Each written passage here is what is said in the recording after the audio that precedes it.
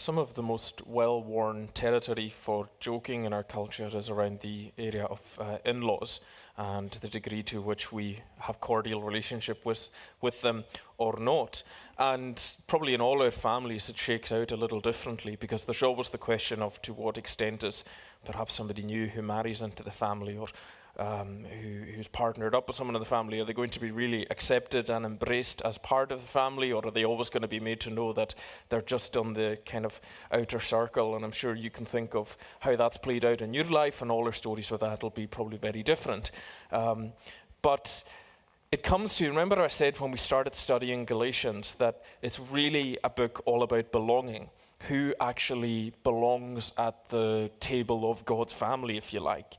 And that's where the tension in the ancient world was coming from, because you had the people who had always been understood that they were the followers of the Jewish religion, the people of Abraham, and they had all their customs and traditions, and they of course were adamant, well, this is how we know we belong to God. It's these markers that we have, these customs, these traditions, circumcision, following the rules of Moses and so on. And now you've got these new people who have believed in the Messiah, Jesus. They believe that he was the one that God sent to redeem them. And they came from a pagan culture, so they didn't come from the Jewish world. They came from the kind of Greek and Roman world. They kind of gave up their Greek and Roman pantheon of gods and idols, and they started following and worshipping Jesus. But culturally, they're very different. They don't keep to the same law. They don't have the same history. They don't have the same ethnic background. And you have the standoff. And you had the Jewish people who had infiltrated this little church in modern-day South Turkey saying, okay, well, these folks really need to start towing the line and to do everything that we do culturally, or they don't belong. And that's what Paul's really getting to the center of his argument here, is who really belongs. Now, Galatians 3 is a really famous passage, and in our tradition, Reformed Christian Church, it's most often used as a sort of proof passage of this is how you get to heaven when you die. You believe rather than do anything. And I think there's some elements of truth to that. But when I studied it this week, I thought, that's not really what Paul isn't talking at all about how you get to heaven when you die. I really want to put to you that he's trying to drive home how you actually become included in the people and the family of God, and who that's for, and then what the implications of that are when we really understand that. Now, I don't know if when Stuart was reading that, you felt like you were fully grasping and understanding everything in the chapter. So I thought the best thing I could do today is probably spend more time paraphrasing what Paul is saying in this chapter, because it's so confusing that if I were to just try and spin out a few points from it, I don't know that you'd be fully with me. So what I thought I'd spend the first chunk of time doing, rather than make any points or go into any real background, because we've done a bit of that, is just try and tell you what Paul is saying, what the story is, and try and put it across a bit more simply, and then I'll maybe pull out a few implications of that after, if that sounds okay. So let me try as best as I can to tell you what the story Paul is telling is in this, and the way he sees it. Here we go. Understand then in verse 7, he says, those who have faith are children of Abraham. And Scripture foresaw that God would justify the Gentiles by faith and announce the gospel in advance to Abraham. All nations will be blessed through you.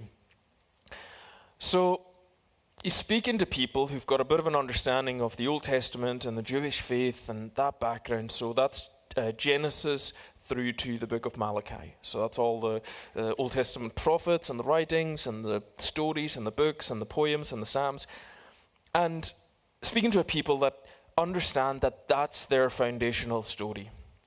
And if they go right back to the beginning, if you like, their origin as a people began with Abraham. So Abraham's a really big deal. A bit like, what would that be like today? Americans quite often go on about George Washington. He's their main founding father, their first president. They understand that if it weren't for him, they would not be who they are as a nation today. They would never have broken away from Britain, and whether they should or not have, that's a different thing. But that's how they understand it. So for the people Paul's speaking to, they understand that this is who we came from. We are quite literally Abraham's children. We belong to him and we identify with him. And what God promised to him was, can you remember what God promised to Abraham? Promised him that he would have as many children as the sand of the seashore, even though his wife was barren. He promised him that they would inherit an amazing land, a portion of land. But also, God, remember back in the Old Testament, God hadn't revealed everything he has by now. And so, for a guy who's making his way in the world and trying to figure out and connect to God, he promised Abraham that he would always be with him and that he would have a kind of personal connection to him. He promised him his own presence and that would continue through his family. And the question then that hangs over the rest of the Old Testament, and this is a really good way to understand the Old Testament if you struggle with it, is given those promises that were made to Abraham, if you read it like a story and a drama with twists and turns, is how is that promise going to get worked out? Is God actually going to keep that promise? Are things going to work out for those people who have been promised that inheritance? Are they really going to be the people of God in this world? Is God actually going to do something amazing and redemptive through him, his descendants, and their family? And then the next sort of big chunk is that's them being founded as an identity. And then, well, what often do nations do when they say this is who we are, this is our founding people? Well, nations then today will quite often hammer out a bit of paper, a constitution, something that says this is how we're going to organize and govern ourselves. And that's really the purpose that the law, when you read the law in passages like Galatians, that's standing in for the governing instructions that were then given. And most of that is found in Genesis through to Deuteronomy, in these 5 books of Moses. And that's for them the kind of the sacred documents that tell them how they should act and behave and how they should relate to this God, and the rules that they're basically meant to keep, what keeps them on the right side of God. And then they're given that, and in that there's this sort of like forked road that they're given. There's 2 paths given in the law. There's the way of life and blessing, which is by following it. And then there's the way of ruin and destruction and curse, basically, if they go off it. If they don't pay any attention to the guidelines God's given them, then they're promised curse. Okay? And that's why Paul's picking up that language of blessing and curse. And then what happens? The people begin to veer off the road. They begin to experiment with other gods and idols. And then the Old Testament, really read onwards from the life of Moses, is just an unending cycle of disaster, a little bit of recovery and repair, and then another disaster. And that's their whole story. They seem to be perennially unable to walk in the straight line, the straight road. And that would have related to Paul's audience as he's saying that to them, and that relates to you and me, because how many times have you decided that there's something that you know is good for you or would be better for you, and you try and walk that road, and you have the best of intentions when you start out, and my goodness, it's just impossible. You just don't have enough self-will or discipline in order to walk that straight line that you know that you should be on. Because the curse, if you like, was something that was endemic. You see, the worst disaster that was promised was because they'd been promised Abram was promised all these children and a safe and secure land to dwell in. The thing hanging over them always was that they would be exiled, that they would be uprooted and displaced from that experience.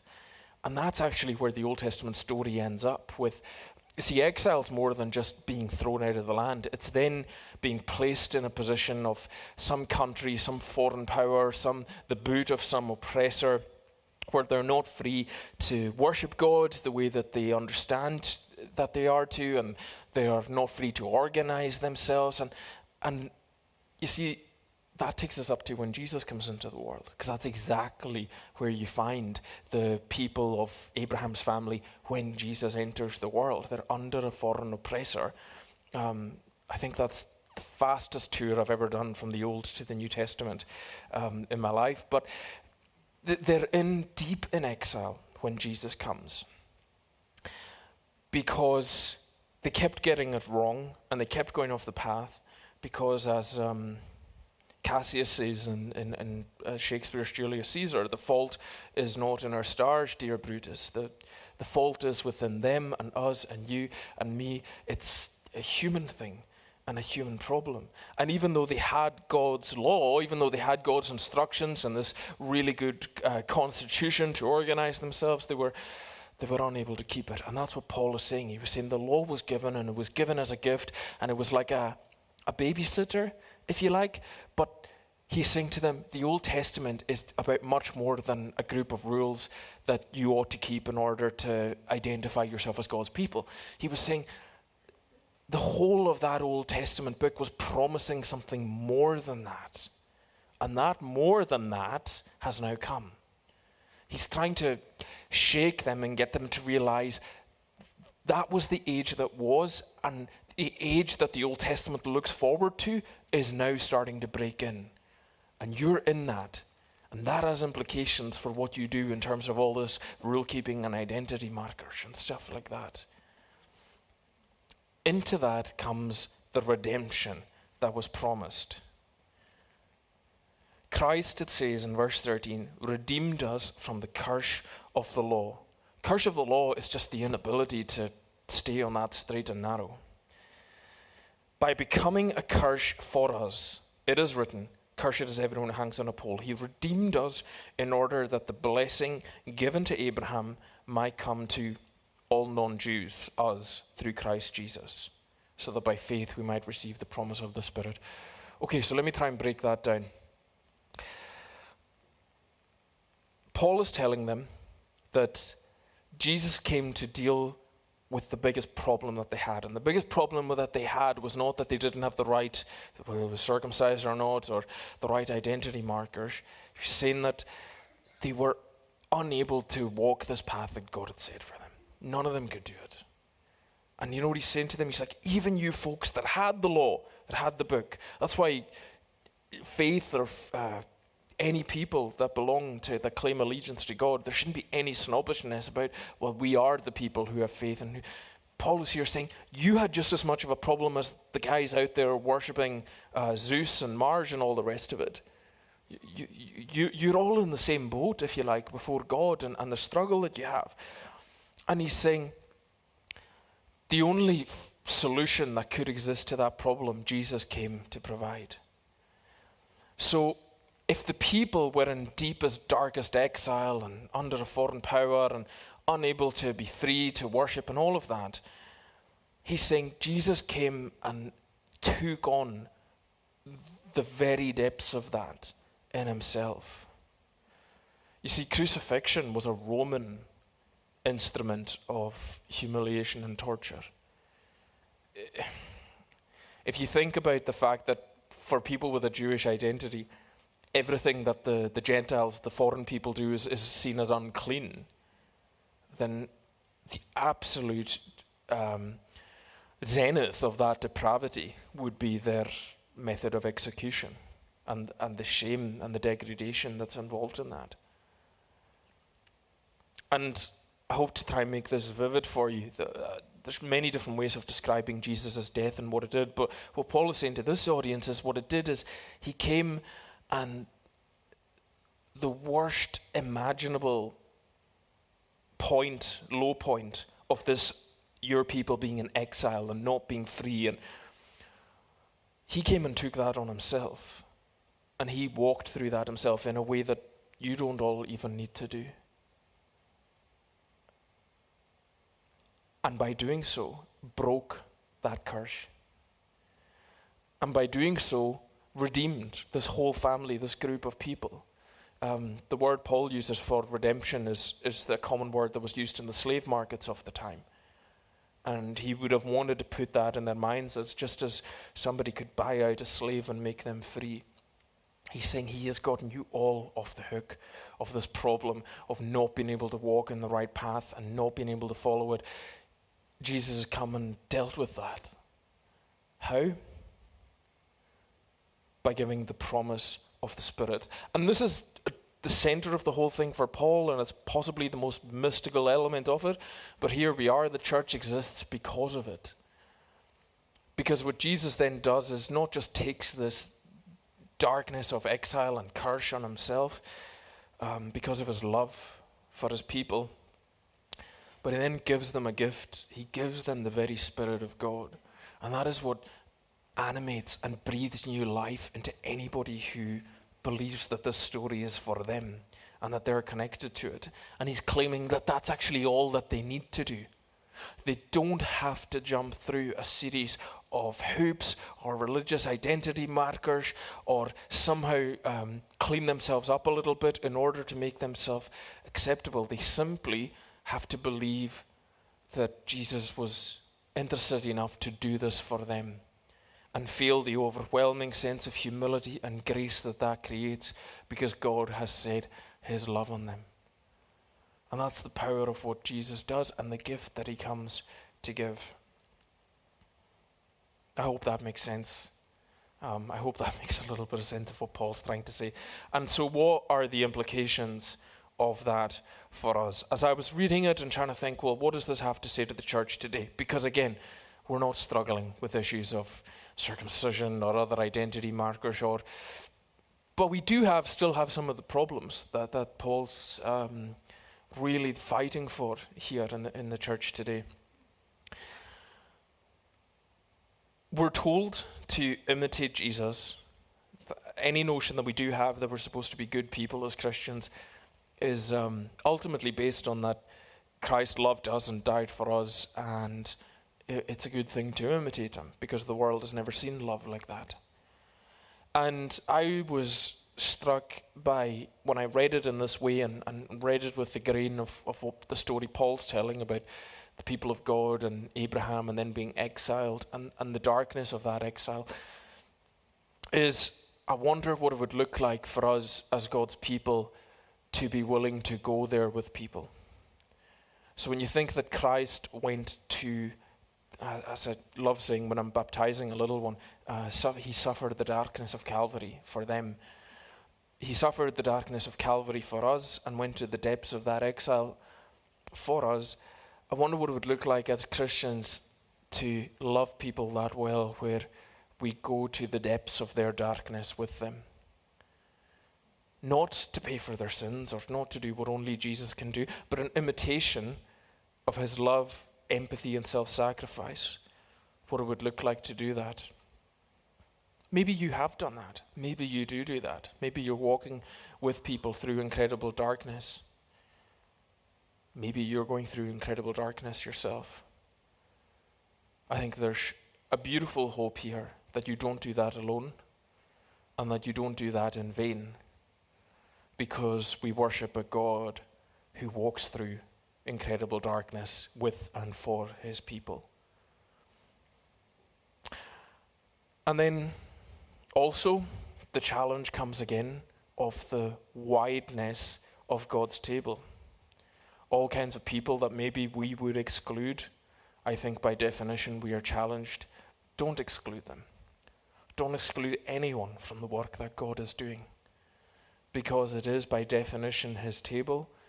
It is intended to bring a diverse cohort and group of people together from all kinds of different backgrounds. And that's ultimately what Jesus died for and what will glorify him. And what actually gives him great satisfaction when he sees the sheer range of people that can and do come to believe in this hope for themselves because of what he's done. And lastly, and most briefly, I felt anew the challenge for the church to be united around this message. You see, why did Paul go into that long, long story about what happened in the Old Testament and who are the children of Abraham? And he did it because he was desperately trying to show there is one group of people, and there's not different levels to it, levels of initiation. There's not a higher barrier to some than to others. The scandal of it is that it's the simple act of faith and trust in Jesus that brings folks in, and that should unite all of us. And my goodness, the church desperately needs that unity. When I've been planning stuff with the other churches in Erskine, and we've been working together on various projects as we do throughout the year, we all had a similar experience that we've been sharing recently, that when we've done church work in other areas, we've never quite known there to be so much cooperation amongst local churches, because churches quite often tend to compete with one another for numbers and resources and people, and perhaps trying to outdo, because we want people to, it comes from that human sense of fear and insecurity that there's not going to be enough for us. And we've just been really enjoying sharing together and celebrating the fact that we are genuinely cooperating. And do you know, one of the lovely testimonies was, we've been saying that none of our individual churches would have been able to pull off that fun day. We were all saying that. None of us have the resources. But together, we can, because we can all do little bits and pieces. And Jesus didn't die for different churches. Jesus died for the church, which is probably one of the worst fallouts of the Reformation. Is anybody can go off and go in a corner and start a new church and say, there we go, we're a church. And all the guys before us got it wrong. That's why we're starting a new church, because we finally got our theology figured out and got it right. And it's the church. It's supposed to be a big table that we all come to and celebrate and joy in the fact that God has redeemed us, but redeemed us and brought us together. And that's what he's saying. And you know, the extent to which you and I live that out, we get to be part of the answer and the solution to the issues that the world has. Because the world, despite modernity, modern medicine, technology, all of that, in some ways it's not much further on than in Paul's day. It hasn't brought about the new heavens and the new earth through man's ingenuity, because we still have the curse within us, the fault within us. And the only solution to that is the love, the peace, and the justice of God.